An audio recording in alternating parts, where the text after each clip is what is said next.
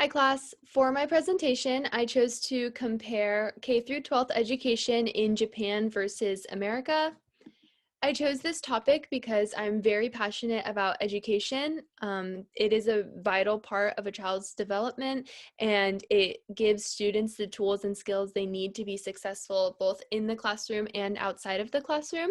And all school systems around the world are designed with that goal in mind, but every culture has a bit of a different approach. I think it's super important to study other cultures and their school systems and to critically analyze the differences, similarities, positives, and negatives. Broadening our worldview helps us better understand how children learn, and it helps us build a stronger education system. To start with Japanese elementary schooling, the students enter first grade at 6 years old.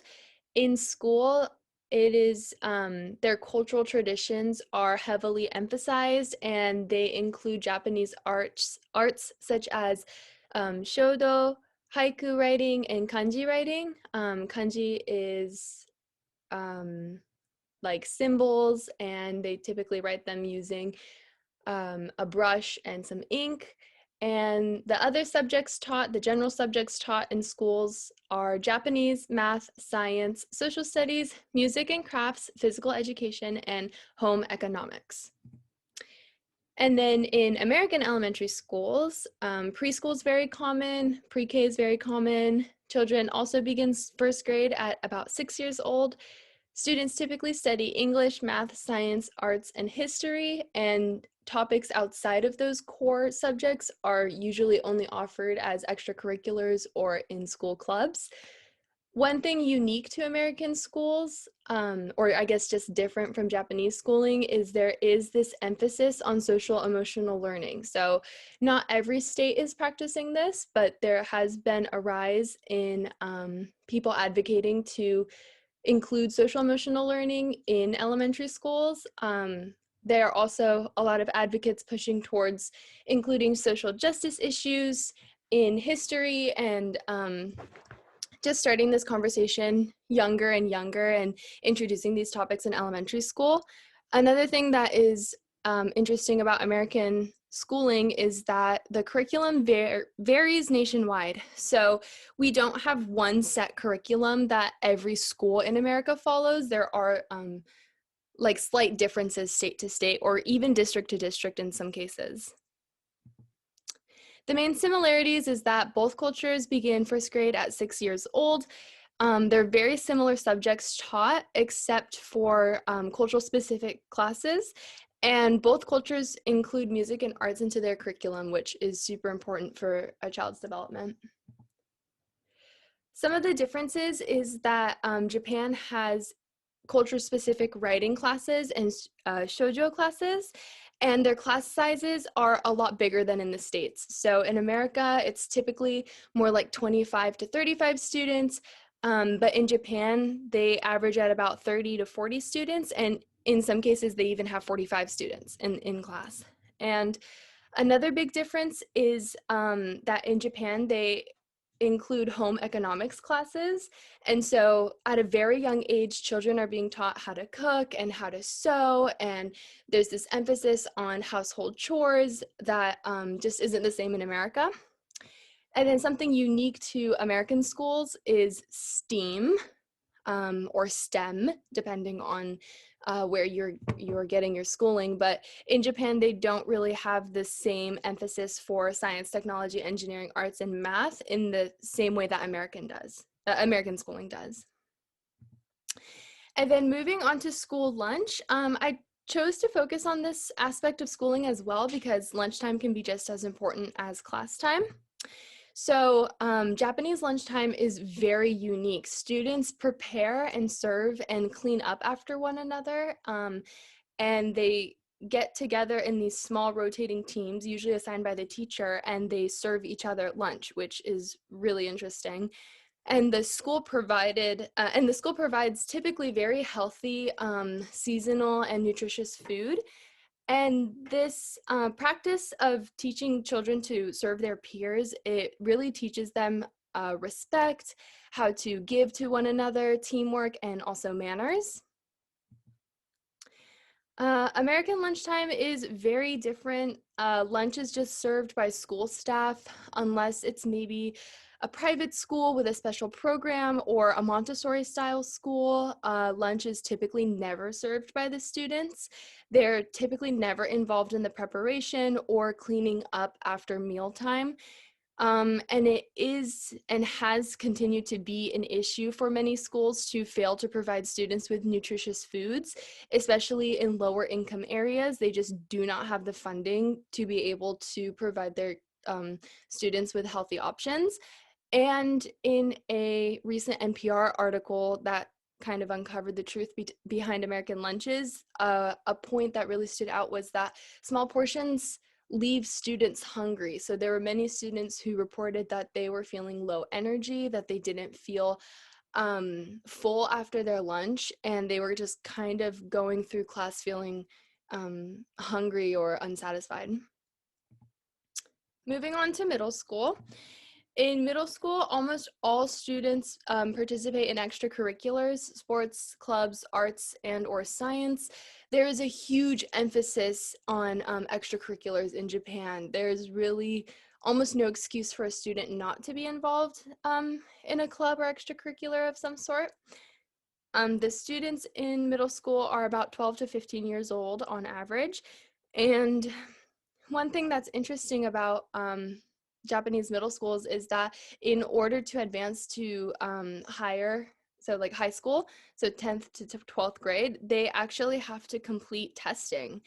And depending on their testing, they will be placed in different levels of high school, similar to how Americans take like SATs and ACTs to get into college. They already are doing something similar in middle school. And another interesting thing about Japanese teachings in middle school is that critical thinking and an individual's opinion are not highly valued. Teachers are looking more for self-discipline and perseverance, and both in the home and in school, those are the characteristics that are being praised. This is very different to American middle school. Starting with how their day is structured, students go to several periods and rotate through teachers throughout the day, typically, while in Japan, the students will usually just stay in one classroom for the whole entire day, and the teachers are actually the ones rotating. So the students stay in the same seats, and then each period, a new teacher will come in for each subject. There's also no testing really required to advance to high school in America.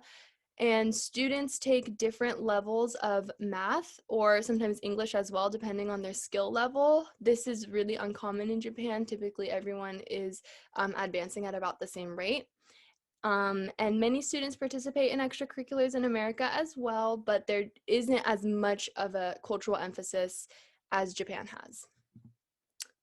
And then some similarities and differences. The curriculum is very different. In Japan, the curriculum is cohesive and there's just one standard that's used across the country. The content could be described as narrow and deep, while in America, it's more wide and shallow.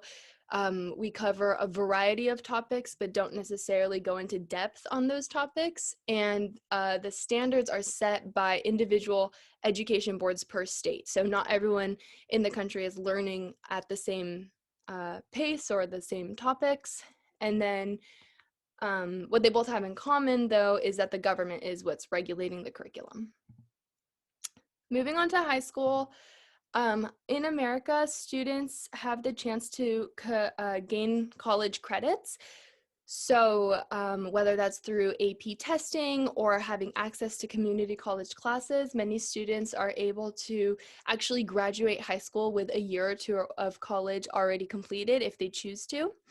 Many students are preparing to leave for a four-year university, and American high schools have a lot of social milestones that are really important to our culture. So we have senior ditch day, homecoming, prom, graduation. These are all really cultural social milestones. And then in order to, take that next step and get into colleges, many students prepare to take the SAT or the ACT. In Japan, it's a little different. While testing is very important, they also put a huge emphasis on clubs for students and extracurriculars. There are many cultural related clubs, so judo and kendo, which are both like a style of fighting.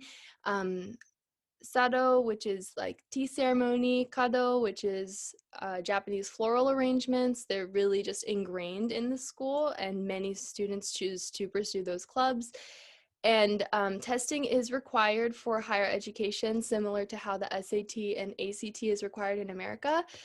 But this test is very, very, very difficult, and only 33% of students actually advance to a 4-year university. So many students will pursue a 2-year university or go somewhere that's not going to require those high test scores.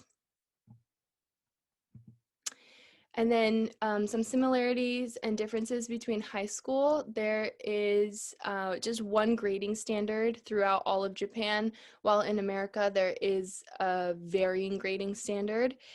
In Japan, even through high school, students' opinions and self-expressions are not highly valued. They're more focused on growing a student's teamwork skills and their self-discipline.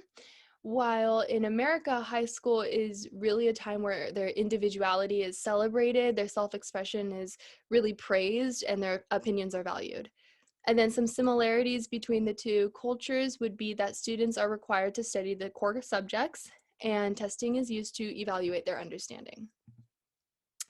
In conclusion, both Japan and America have their strengths and their weaknesses in their school system. I think Japan's unique lunch system should be studied and could potentially be adopted in American culture for the benefit of the students. And then one thing that I do admire about the American school system is that they really praise and try to grow a student's individual identity and admire them for their own opinions. They're encouraged to share their own opinions, while in Japan it's not as encouraged. And the difference of these views of individualism and free thinking, I think it just stems from the difference in how their cultures work. So Japan leans more collectivist, while America is individualistic, and those two opposing cultures, you can definitely see how that manifests into the education system. But in general, I think both have really great and maybe not so great things about it, and I hope to continue to learn more and read more about other cultures and their school systems. And I think ultimately every teacher can learn from another country.